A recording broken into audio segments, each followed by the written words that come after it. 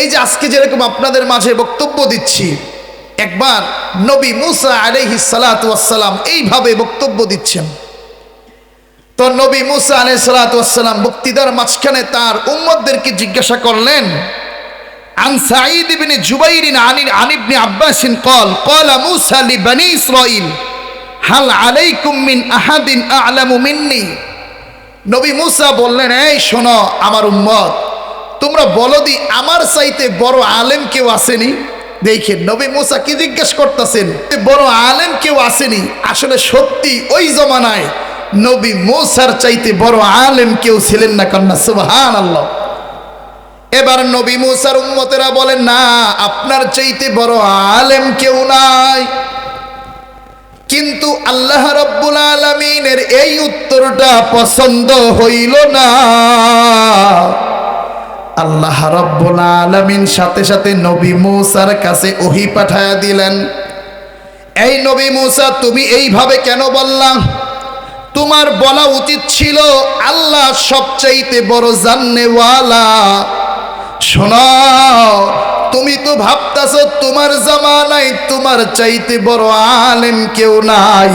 শোনো, ওই যে ওইখানে দুইটা সমুদ্র আছে, ওই দুই সমুদ্রের মিলনস্থলে যাইবা, সেইখানে যাইয়া দেখবা একজন মানুষ পুরা চাদর দিয়ে নিজেকে ঢাইকা রাখছে, সেই মানুষটা হলো তোমার চাইতে বড় আলেম। আল্লাহু আকবার। নবী মুসা আল্লাহর এই ওহী পাইয়া নবী মুসা পাগল পারা হয়ে গেছে। নবী মুসা বলে, আমি তো ভাবছিলাম আমার চাইতে বড় আলেম কেউ নাই, কিন্তু আল্লাহ জানাইয়া দিলেন আমার চাইতেও বড় আলেম আছে, তাহলে আমি তার সাথে সাক্ষাৎ করব। এবার আল্লাহ রাব্বুল আলামিন অত্যন্ত সুন্দরভাবে বিস্তারিত জানাইয়া দিলেন। আল্লাহ রাব্বুল আলামিন নবী মুসাকে বললেন, শোনো, তুমি তোমার সাথে একটা ব্যাগ নিবা। কি নিবা বাবা? ব্যাগ, হাত ব্যাগ। এই ব্যাগের ভিতর একটা মাছ নিবা। ওই মাছটা যেখানে জীবিত হয়ে সমুদ্রের ভিতরে পথ চলা শুরু করবে, তুমি সেইখানেই তোমার চাইতে বড় আলেমকে পাইবা। কন্যা আল্লাহু আকবার। এই যে নবী মুসার সাথে আল্লাহর যে এই যে কথাবার্তা, এই কথাবার্তাটা আল্লাহ রাব্বুল আলামিন সূরাতুল কাহফের ৬০ নম্বর আয়াতে থেকে বিস্তারিতভাবে উল্লেখ করেছেন। কন্যা আল্লাহু আকবার। এবার নবী মুসা অত্যন্ত সুন্দরভাবে সফরের উদ্দেশ্যে বের হইতাছেন। নবী মুসা তার সঙ্গে একজন সফর সঙ্গী রাখছে। আমি আর আপনি ঢাকা যাইতে লইলে, বিভিন্ন জায়গায় ওয়াজ মাহফিলে যাইতে গেলে আমাদের সাথে একজন সফর সঙ্গী নিয়ে বের হয়। নবী মুসা তার সঙ্গে একজন সফর সঙ্গী নিয়ে বের হলেন। তার নাম ছিল ইউশা। তার নাম কি? এটা কিন্তু একটা দর্স, এলেম। অনেক নবীর নাম আমরা শুনতেছি, তার নাম ছিল ইউশা ইবনে নুন। এই ইউশা ইবনে নুনকে নিয়ে নবী মুসা আলাইহিস সালাতু ওয়াস সালাম দুই সমুদ্রের মিলনস্থল কোথায় এটা খোঁজার জন্য বের হয়ে গিয়েছেন। কন্যা আল্লাহু আকবার। এবার নবী মুসা আলাইহিস সালাতু ওয়াস সালাম বলতে লাগলেন, ইউশা, ব্যাগ নিছো, মাছ নিছো? কয়, হ্যাঁ নবী মুসা। কয়, চলো চলো চলো, দুই সমুদ্রের মিলনস্থল। এখন দুই সমুদ্রের মিলনস্থল এটা বলতে কোন সমুদ্র বুঝায়? মুফাসসিরিনে কেরাম বলেন তিনটা মতামত। আল্লাহ রাব্বুল আলামিন জানায়া দেয়, ওয়াইদ ক্বালা মুসা লিফাতাহু লা আবরাহু হাত্তা আবলুগা মাজমাআল বাহরাইনি আও আমদিয়া হুকুবা। নবী মুসা বলেন, দুই সমুদ্রের মিলনস্থল না পাওয়া পর্যন্ত আমি মুসা আর বসে থাকবো না, ক্লান্ত হব না, আমি আগে ওটা খুঁজে বের করব। মুফাসসিরিনে কেরাম বলেন, দুই সমুদ্র বলতে এক নম্বর মিশর এবং সিনা অঞ্চলের ভিতরে ছিল ভূমধ্য সাগর এবং লোহিত সাগর, এই দুই সাগর এখানে উদ্দেশ্য। এক নম্বর মতামত, মিশর এবং সিনাই অঞ্চলের ভূমধ্য সাগর এবং লোহিত সাগর। দুই নম্বর মতামত হচ্ছে ইরানের কাছাকাছি পারস্য উপসাগর এবং আরব সাগর, এই দুই সাগর এখানে উদ্দেশ্য। তিন নম্বর মতামত হলো তাফসিরে কুরতুবিতে তিন নম্বর মতামত হলো ইমাম কুরতুবী রহিমাহুল্লাহ এবং মুফাসসির আল্লামা ইবনে কাসির রহিমাহুল্লাহ বলেন, এখানে যেহেতু কোরআনে দুই সমুদ্র নির্দিষ্ট করে উল্লেখ নাই, তাই কোন দুই সমুদ্র সেটা আল্লাহ রাব্বুল আলামিন ওহীর মাধ্যমে নবী মূসাকে গোপনে জানিয়ে দিয়েছিলেন, তাই আমাদেরকে নির্দিষ্ট করার কোনো প্রয়োজন নাই। কন্যা আল্লাহু আকবার। তবে মুফাসসিরিনে কেরামদের গ্রহণযোগ্য মতামত হলো যে মিশর এবং সিনাই অঞ্চলের পাশে যেই ভূমধ্য সাগর এবং লোহিত সাগর, এই দুইটা সাগরই এখানে বিশেষভাবে উদ্দেশ্য, কারণ নবী মূসাকে ওই অঞ্চলের আশেপাশে নবী বানাইয়া পাঠাইছিল। কন্যা আল্লাহু আকবার। এটা হলো তাফসীরুল কুরআন মাহফিল। তাই আজকে আপনাদেরকে কোরআন থেকে কোরআন মেলে মেলে মুফাসসিরদের বক্তব্য তাফসীর শুনাইতেছি। কন্যা আল্লাহু আকবার। একটু ভালো লাগতেছে না? এই কোরআনটা কার কিতাব বাবা? একটু আওয়াজ দিয়া পড়েন না, মুসলমানের আওয়াজে সিংহের গর্জনে পড়েন না, এই কোরআন কার কিতাব? এবার নবী মূসা অত্যন্ত সুন্দরভাবে বের হইলেন, সুন্দরভাবে পথ চলতেছেন। মূসা এবার ক্লান্ত হইয়া গেছে, ক্লান্ত হইয়া বড় একটা পাথর পাইছে, সেই পাথরের কাছে নবী মূসা বসছে। এবার নবী মূসার হালকা ঘুম চলে আসছে। নবী মূসা ঘুমায় গেছেন, কিন্তু তার সফর সঙ্গী ইউশা ঘুমায় না। এবার ওই ব্যাগের ভিতরে যেই মাছটা ছিল, সেই মাছটা জীবিত বের হয়ে আসতেছে। তার সফর সঙ্গী তাকায় তাকায় দেখতেছে মাছটা বের হয়ে সাগরের ভিতরে চলে যাইতাছে।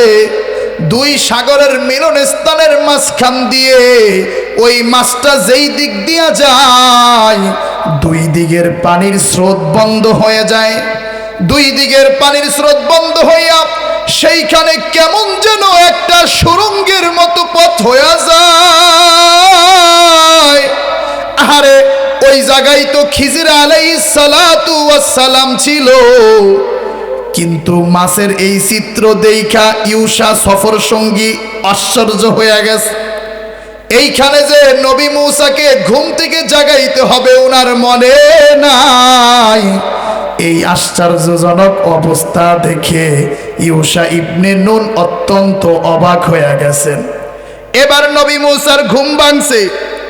নবী মূসা এবার সামনের দিকে চলতেছেন, সামনের দিকে চলতেছেন। সামনের দিকে যাইয়া নবী মূসা আবার ক্লান্ত হয়ে গেছেন। ফালাম্মা জাওয়াজা ক্বালা লিফাতাহু আতিনা গাদাআনা লাকাদ লাকিনা মিন সাফারিনা হাদা নাসাবা। নবী মূসা বলতেছে, ও সফর সঙ্গী ইউশা, আমি ক্লান্ত হয়ে গিয়েছি, তোমার ব্যাগের ভিতরে যে মাছটা ছিল সেই মাছটা বের করো, সেই মাছটা থেকে একটু খাওয়া দাওয়া করব। হঠাৎ করে ইউশার ওই কাহিনী মনে পড়লো। কই নবী মূসা, আপনারা আমার বলতে মনে নাই, আপনি যেই পাথরের কাছে ঘুমায়া ছিলেন, ওই পাথরের কাছে সেই মাছটা ব্যক্তিকা জীবিত বের হইয়া সমুদ্রের ভিতরে চলে গেছে। আল্লাহু আকবার। তখনই মাছটা বের হইয়া সমুদ্রের ভিতরে চলে গিয়েছে। নবী মূসা ইউশাকে বলে, কি বলো তুমি? ওই জায়গাটাই তো আমি তালাশ করতেছি, কারণ ওই জায়গাটাতেই আমার চাইতে বড় আলেম আছে। ভাই তুমি এটা কি করছো? তুমি কেন আমারে বলো নাই? এবার ইউশা ইবনে নুন বলে, ওমা আনসানিহু ইল্লা শাইতানু আন আযকুরা। ও নবী মূসা, আমি ওই মাছটাকে দেখা অবাক হয়ে গেছি, শয়তান আমারে ভুলাইয়া দিছে, আমি বলতে পারি নাই। এবার নবী মূসা বলেন, না আর দেরি করা যাবে না। ফারতাদ্দা আলা আসারিহিমা কসাসা। আবার তারা ওই পাথরের কাছে যাইতাছে। এবার ওই পাথরের কাছে যখন গেছেন, সেইখানে যায়া দেখে একজন মানুষ পুরা চাদর দিয়া মাথা থেকে পা পর্যন্ত ঢাকা, সেই মানুষটা শুয়ে আছে। এবার নবী মূসা যে সালাম দিছে, আসসালামু আলাইকুম, সেই মানুষটা বলতেছে, কে রে, এই মরুভূমির ভিতরে কে আসলো? এই আল্লাহুম্মা সাল্লি আলা মুহাম্মদ সাল্লাল্লাহু আলাইহি ওয়াসাল্লাম সাল্লাল্লাহু আলাইহি ওয়াসাল্লাম। এবার ওই নবী মূসা বলতেছেন, সালাম দিছে, আসসালামু আলাইকুম। সালাম শুনে মরুভূমির ভিতরে বলতেছে, কে রে, এই মরুভূমির ভিতরে কে আসলো আমারে সালাম দেওয়ার জন্য? আমার শখের ঘুমটা ভাঙায়া দিল, কন্যা আলহামদুলিল্লাহ। এবার অত্যন্ত সুন্দরভাবে নবী মূসা বলে, আমি বনি ইসরাইলের নবী মূসা আপনারে সালাম দিছি, কন্যা সুবহানাল্লাহ। কয় কি বলো, তুমি আমার কাছে কেন আসছো? কয় আমি শুনতে পাইছিলাম এক মজলিসের ভিতরে আমি বক্তব্য দিতে গিয়া জিজ্ঞাসা করেছি, আমি সবচেয়ে বড় আলেম। আমার এই কথাটা আল্লাহ রাব্বুল আলামিনের কাছে পছন্দনীয় হয় না।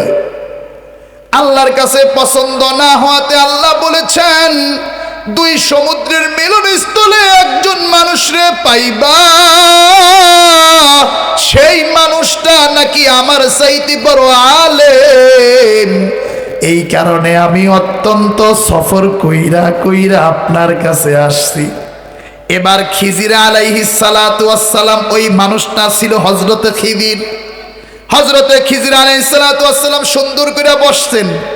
বসার পরে তাকাইছেন, তাকাইয়া বলতাছেন, ও নবী মূসা, তুমি যে আমার থেকে ইলম শিখবা, আমারে আল্লাহ যে ইলম দিয়েছেন, এই ইলম শিখতে হলে অত্যন্ত ধৈর্য লাগে, ধৈর্য লাগে। এই ইলম শিখতে হলে অত্যন্ত ধৈর্য লাগবে। তুমি কি ধৈর্য ধরতে পারবানি রে নবী মূসা? এবার নবী মূসা ডাক দিয়া বলে, ও খিজির আলাইহিস সালাতু ওয়াস সালাম, আপনি টেনশন কইরেন না, আমি ধৈর্য ধারণ করব। এ বাবা, আমরা যে ইলম শিখি, আপনি যে আরেকজনের থেকে জ্ঞান নিবেন, আপনাকে ছোট হওয়া লাগবে, ধৈর্য ধরা লাগবে। উস্তাদ যদি একটু পিটুনি দেয়, উস্তাদের সাথে তর্ক করা যাবে না, বড় মানুষদের শাসন শুনতে হবে। বর্তমান সমাজে আমরা সন্তানরা এত বেশি অসভ্য, কারণ একটাই, আমার পাশের বাবা চাচারা যদি আমার একটু শাসন করে, আমার ফ্যামিলির লোকজন যায় তাদেরকে বিভিন্ন ভাবে ধমক দেয়। এ কারণে হারে এবার নবী মূসারে বলতেছেন, আপনি ধৈর্য ধারণ করতে পারবেননি? নবী মূসা কয়, হ্যাঁ আমি ধৈর্য ধারণ করতে পারবো। এবার সুন্দরভাবে দুইজন সামনের দিকে রওনা দেয়, নবী মূসা, খিজির আলাইহিস সালাতু ওয়াস সালাম আর সফর সঙ্গী ইউশা ইবনে নুন। এবার সামনের দিকে রওনা দেয়। সামনের দিকে যখন রওনা দিতেছে, এবার খিজির আলাইহিস সালাতু ওয়াস সালাম আরেকটা শর্ত দেয়, আপনি আমার সাথে সামনে যাইবেন, যা যা দেখবেন কোনো ব্যাপারে আমার এই প্রশ্ন করা যাবে না, যতক্ষণ না আমি সেই ব্যাপারটা আপনার কাছে নিজ থেকে ভেঙ্গে না বলি। অনেক সময় আছে না, দুয়ে দুয়ে চার হয়, কিন্তু আমাদের আশপাশে এমনও অনেক মানুষ আছে তারা দুয়ে দুয়ে 22 গণে। হযরতে খিজির বলতেছেন, ফাইনিত্তাবাতানি, আপনি আমার অনুসরণ করবেন, কিন্তু শর্ত হলো ফালা তাসআলনি আন শাইইন হাত্তা উহদিসা লাকা মিনহু যিকরা, আপনি আমারে কোনো প্রশ্ন করতে পারবেন না যতক্ষণ না আমি সেই বিষয়গুলোর ব্যাখ্যা না করে দেই। আল্লাহু আকবার। এবার দুইজন চলতেছেন, চলতে চলতে তারা একটা নৌকার ভিতরে উঠেছেন। ফানতালাকা হাত্তা ইযা রাকিবা ফিস সাফিনাতি খারাকাহা, চলতে চলতে তারা দুইজন নৌকার ভিতরে উঠেছেন। নৌকালা হযরতে খিজির রেদিকা চিনা ফালাইছে।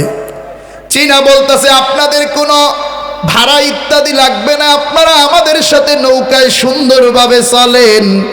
এবার যখন একটু সামনে আগায়া গেছে, আহারে সামনে আগানো মাত্রই খিজির আলাইহিস সালাতু ওয়াস সালাম বড় একটা কুড়াল নিয়া নৌকার দুই একটা তক্তা ভাঙা ফেলছে। এই তক্তা ভাঙা দেখাই নবী মূসা প্রথম প্রশ্ন করেন, আপনি এটা কি করলেন? মানুষ আমাদেরকে এত উপকার করলো, কোনো ভাড়া নিল না, কিছুই নিল না। ক্বালা আখরাকতাহা লিতুগরিকা আহলাহা, আপনি কেন তক্তাগুলোকে ভেঙে দিলেন? এখন তো নৌকায় পানি উঠবে, নৌকাটা তো ডুবে যাবে, কেন আপনি এটা বললেন? এবার অত্যন্ত সুন্দরভাবে নবী খিজির আলাইহিস সালাতু ওয়াস সালাম বলতাছেন, ক্বালা আলাম আকুল ইন্নাকা লান তাসতাতিআ মাইয়া সাবরা, আমি কি আপনাকে আগেই বলি নাই আপনি আমার সাথে ধৈর্য ধারণ করতে পারবেন না? মাত্র একটা কাজ করছি, আপনি প্রশ্ন করে ফেলছেন। কন্যা আল্লাহু আকবার। কয় আপনারা না কইলাম আপনি কোনো প্রশ্ন করবার পারবেন না, আমি নৌকার তক্তা ভাঙছি, তা কি হইছে? এবার নবী মূসা বলতাছে, লা তুআখিজনি বিমা নাসিতু ওয়ালা তুরহিকনি মিন আমরি উসরা। একটু জিকির করি, লা ইলাহা।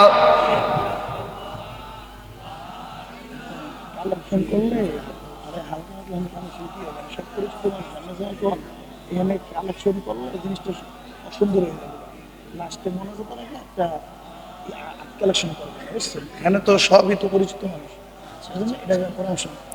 লা ইলাহা লা ইলাহা ইল্লাল্লাহ, লা ইলাহা ইল্লাল্লাহ, লা ইলাহা ইল্লাল্লাহ মুহাম্মাদুর রাসূলুল্লাহ সাল্লাল্লাহু আলাইহি ওয়াসাল্লাম। অত্যন্ত গুরুত্বপূর্ণ, আমরা কিন্তু আলোচনার ভিতরে আছি, একটা জরুরি কথা তাই শেয়ার করে দিলাম। তো অত্যন্ত সুন্দরভাবে একটা ঘটনা ঘটছে, মনে রাখেন, নাইলে কিন্তু লাস্টে আবার ফিনিশিংয়ে মজা পাইবেন না। এবার আবার সামনে চলতাস, সামনে যায় দেখে খোলা মাঠের ভিতরে একজন অল্প বয়স্ক সন্তান খেলা করতাস। হাত্তা ইযা লাকিয়া গুলামান ফাকাতালাহু ক্বালা আকাতালতা নাফসান যাকিয়াতাম বিগাইরি নাফস। এবার দেখা মাত্রই হযরত খিজির আলাইহিস সালাতু ওয়াস সালাম এক কূপ দিয়া পুরা কল্লাটা শরীর থেকে নামায়া দিস। নবী মূসা দেইকা চোখ বড় করে ফেলছেন, চোখ বড় করে বলতাছেন, লাকাদ জিতা শাইআন নুকরা। ও আল্লাহর ওলি খিজির, এটা আপনি কি করলেন? একজন শিশু কোনো অন্যায় করে না, আপনি তারে কেন হত্যা করে ফেললেন? এবারও খিজির বলতাছেন, ক্বালা আলাম আকুল লাকা ইন্নাকা লান তাসতাতিআ মাইয়া সাবরা, আমি কি তোমারে বলি নাই তুমি আমার সাথে ধৈর্য ধারণ করতে পারবা না? কেন তুমি প্রশ্ন করলা? তুমি বড় অন্যায় করলা। এবার নবী মূসা আবার কাচুমুচু হয়ে বলতাছে, ইন সাআলতুকা আন শাইইন বাদাহা ফালা তুসাহিবিনি।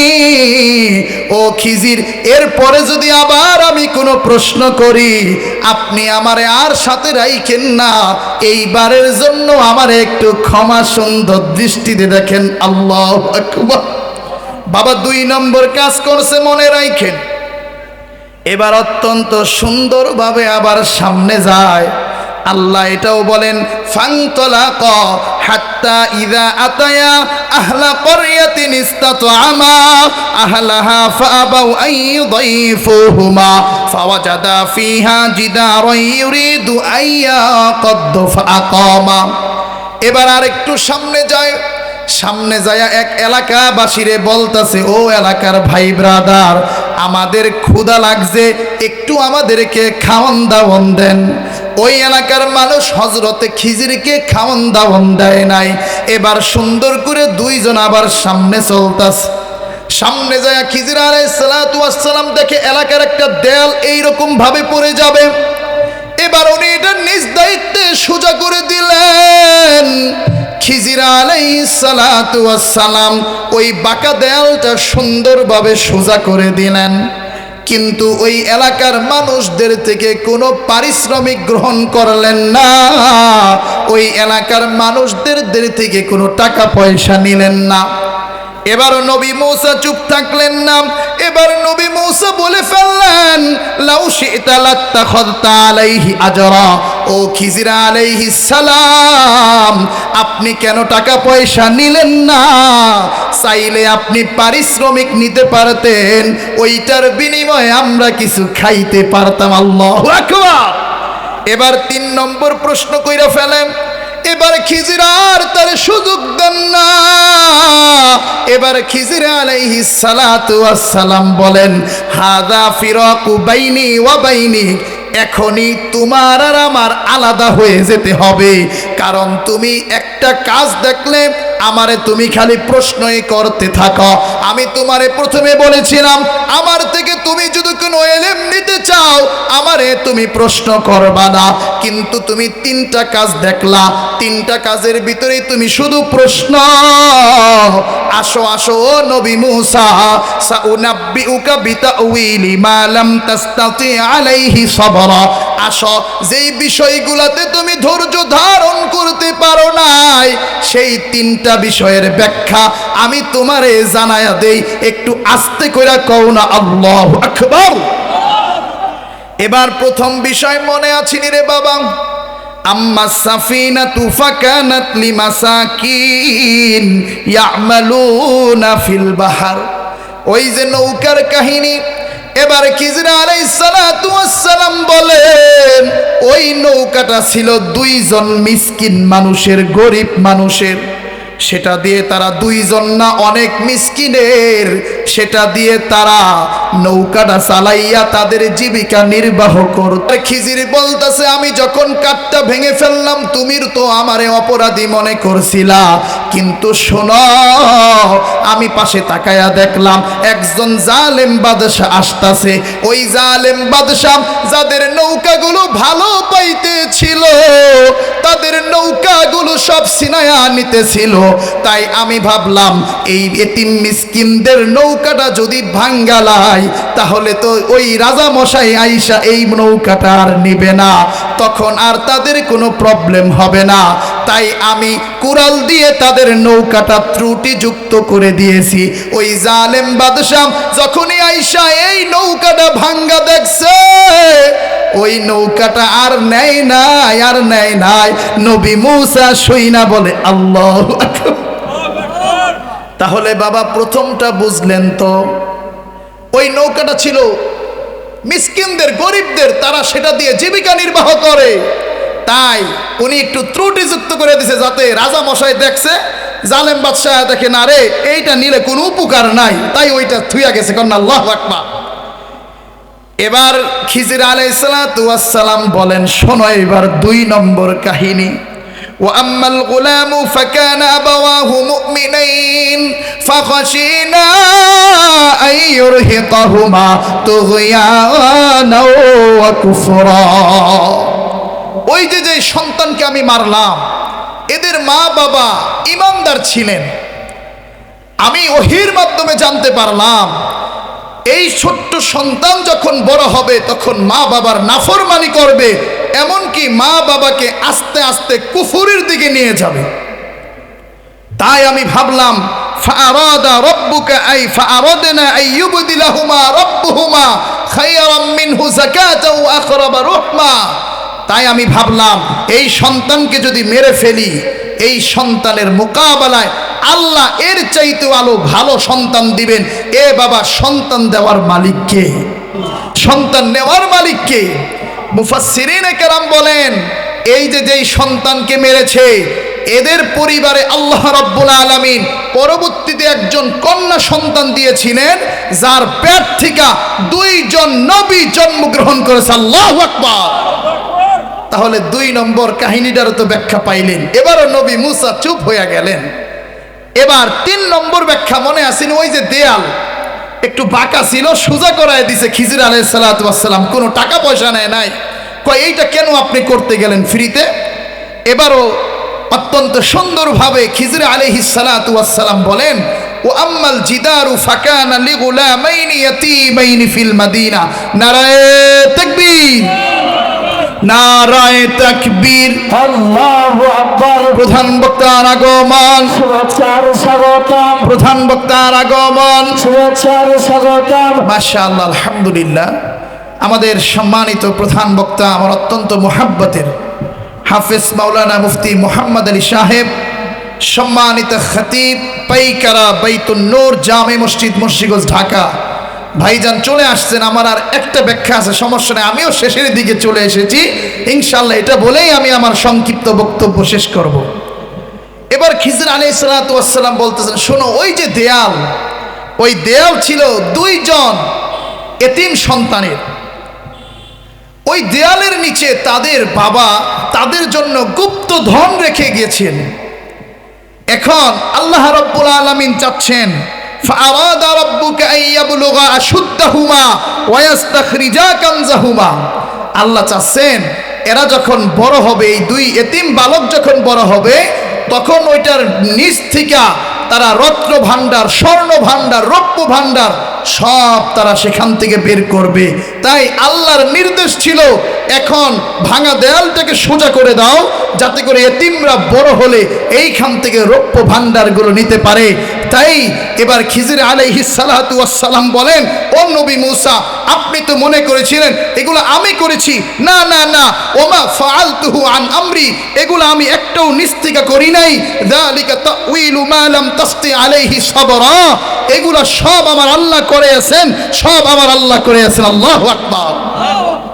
তাহলে দেখছেন নি কি ব্যাখ্যা দিয়া এরপরে নবী মূসা আলাইহিস সালাতু ওয়াস সালাম বুঝতে পারলেন, না, আমি বড় না, আমার চাইতেও বড় আলেম আছে।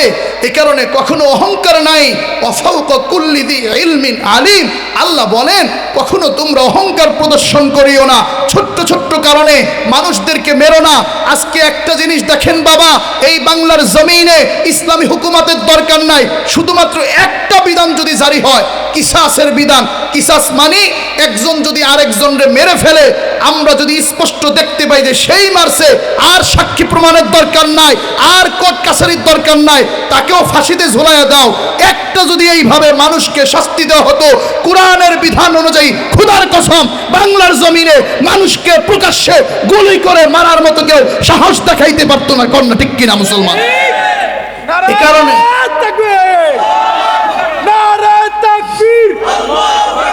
ইসলামের শত্রুরা নারায়ে তাকবীর। এই কারণে আল্লাহ বলেন, ওয়ালাকুম ফিল কিসাসি হায়াতুন, শোনো, কিসাসের ভিতরে তোমাদের জন্য হায়াত আছে। কিসাস মানে আমি হেরে মারছি, হ্যাঁ আমারে মারবে, এখন কিসাসের ভিতরে তো হায়াত নাই, বরঞ্চ মরণ আছে। আল্লাহ বলেন একজনের মরণ আছে, কিন্তু একজনের শাস্তি দেখে গোটা জাতি ঠিক হয়ে যাবে, গোটা জাতি কেউ কাউকে মারার সাহস পাবে না।